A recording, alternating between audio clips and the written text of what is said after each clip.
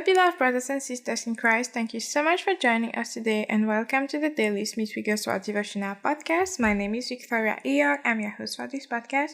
And without further delay, let us pray. Father, Lord God Almighty, King of Kings and Lord of Lords, we thank you for instructing us through your word and through your Holy Spirit. Right now, we surrender to your Holy Spirit and to your word so that we may understand your word and put it in practice. In Jesus Christ's name we pray. Amen.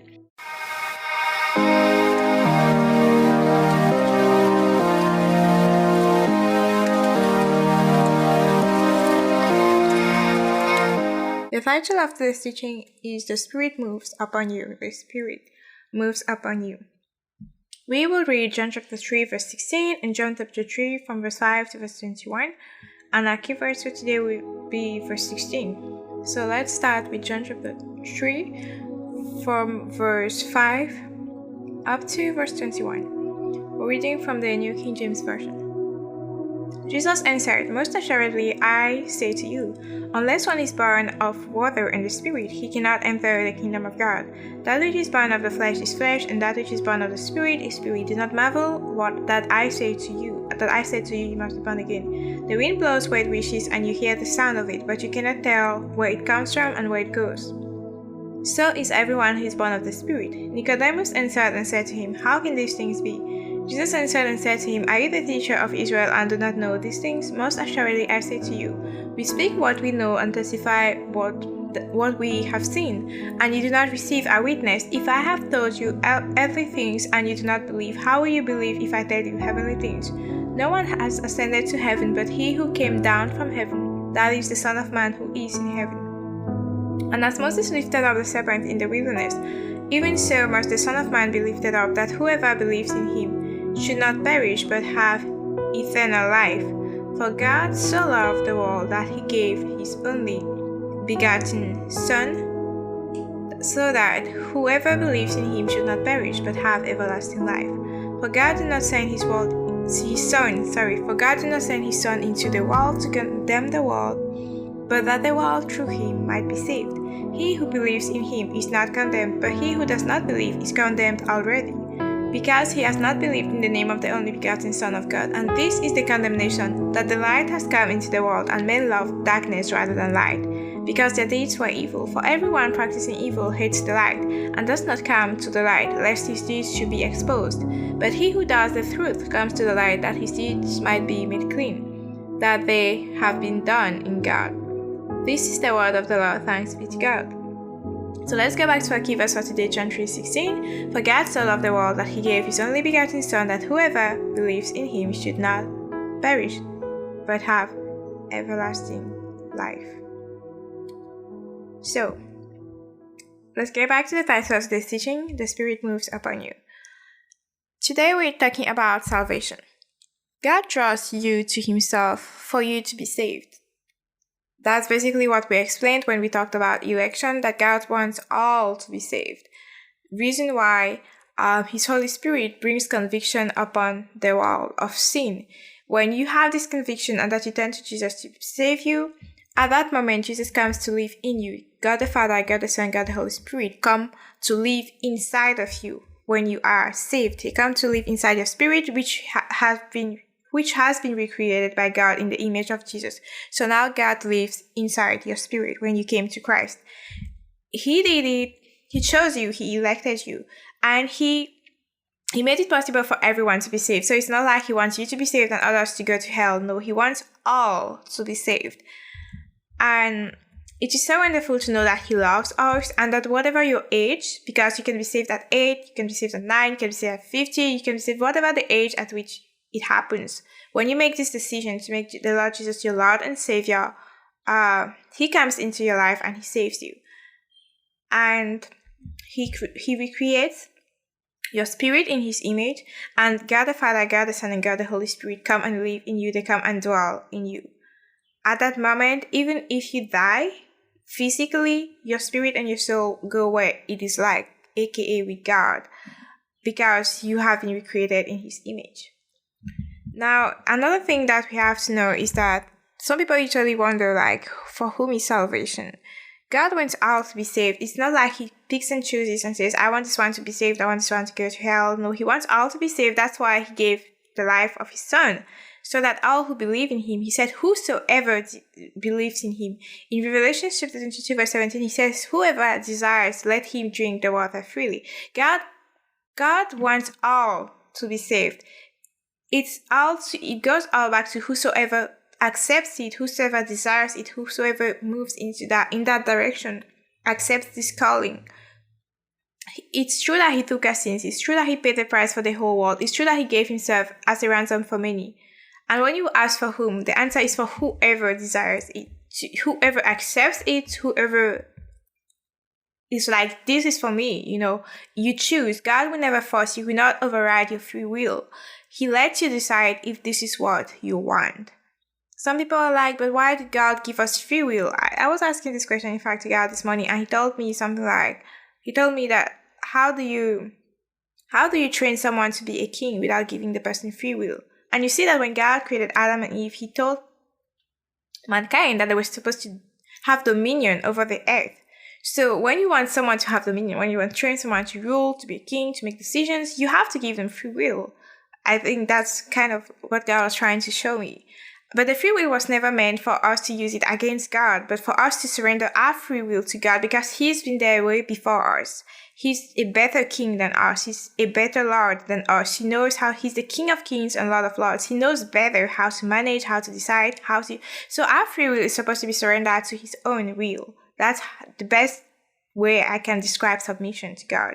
You surrender your free will to his will. And how do you know his will? Through his word and through his Holy Spirit. So God's will is for all to be saved. That's why he calls all who are believers to preach the gospel. Now, it can happen that you preach the gospel to someone and that the person refuses to come to Christ. And the question that some people usually have is like, why do some people refuse the free gift of salvation? The Bible says that, to summarize, the Bible says that it's because the God of this age has blinded them who do not believe, lest the light of the gospel of the glory of Christ, who is the image of God, should shine on them. This is 2 Corinthians chapter 4, verse 4. So basically, when you preach the gospel to someone and that person refuses to believe, it's because the God of this age has blinded them. As such, they do not believe.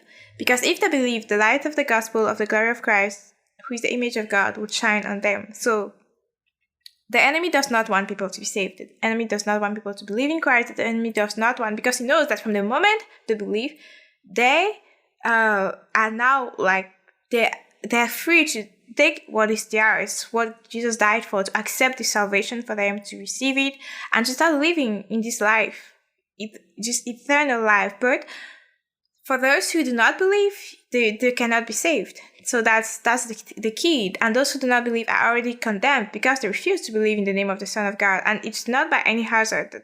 It's not like a coincidence that we say that they refused, because it's really like, it's a choice.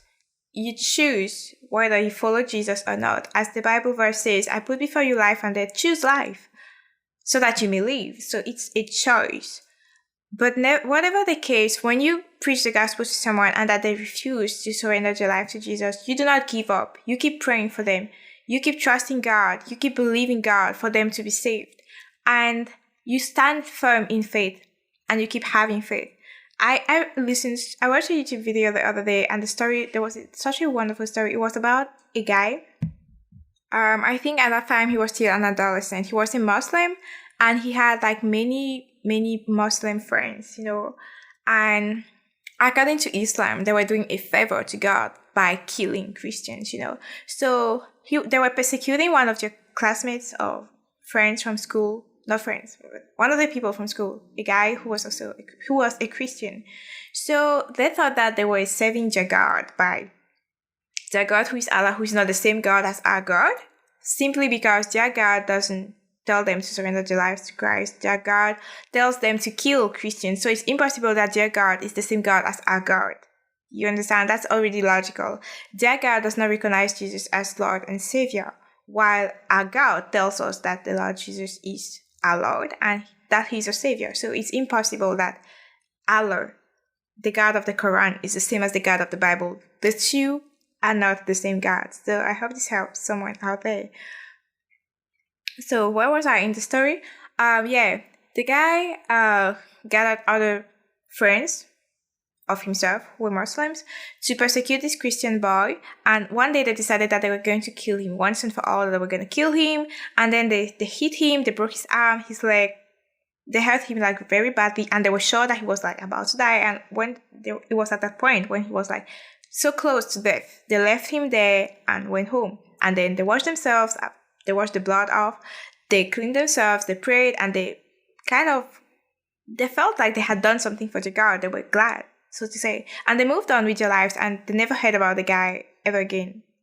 So this man who's telling the story, he says that from that point, he did not hear about the guy ever again.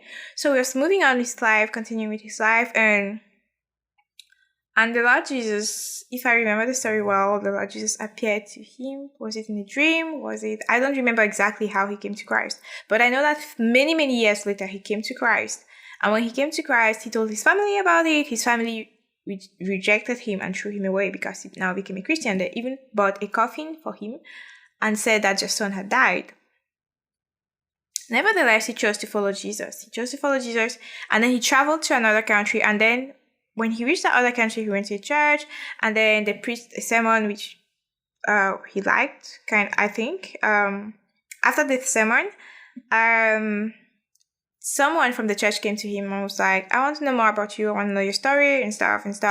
And then while discussing with the guy, he tells him the story. He starts the whole story from the point of the guy that he persecuted, the Christian guy that he almost killed or perhaps killed because he did not know what happened to the guy afterwards and he never heard about him anymore.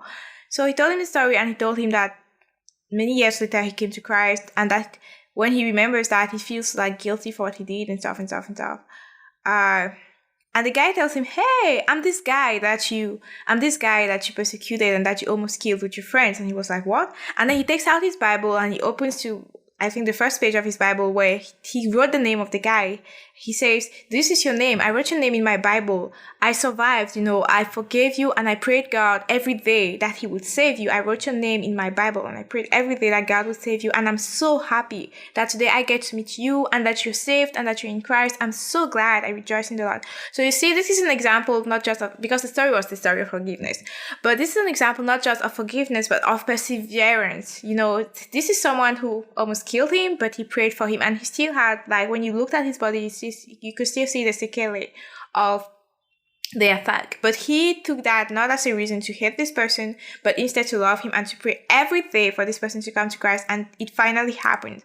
So just to say that the God of this age may have blinded the eyes of your loved ones or whoever you're praying for to be saved, but keep praying for them, keep believing, keep declaring over your lives, and it's gonna come to pass by God's grace. So let me end with this quote by Wigglesworth. Jesus is bigger than any assembly, yet he is, in quotes, small enough to fill every heart. Jesus is bigger than any assembly, yet he is, in quotes, small enough to fill every heart. Let us pray. Father, our God, Almighty, King of glory, we thank you for there is salvation in Christ Jesus. We thank you for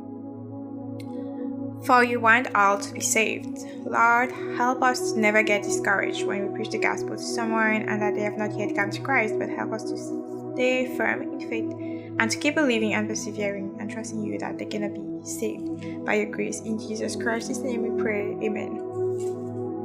So thank you so much for joining us today and for listening from start to finish. Thank you for listening from the beginning to the end of this podcast episode. We have one new podcast episode every single day by the grace of the Lord. So make sure to subscribe and tune in tomorrow by God's grace to listen to the next podcast episode. If you have prayer requests or questions or anything you need to discuss concerning the Bible or this podcast episode or any other podcast episode or the Wigglesworth Devotional in general or the Bible in general or any sin which you are addicted to, for which you need deliverance or healing, if you need prayer for sickness and disease, if you need healing, even in terms of your finances, if you need prayer, you can always contact me on Instagram, Dr. Victoria Eyog. You can contact me on Instagram with your prayer requests, with your questions, with your, anything that you need which is concerning the Bible.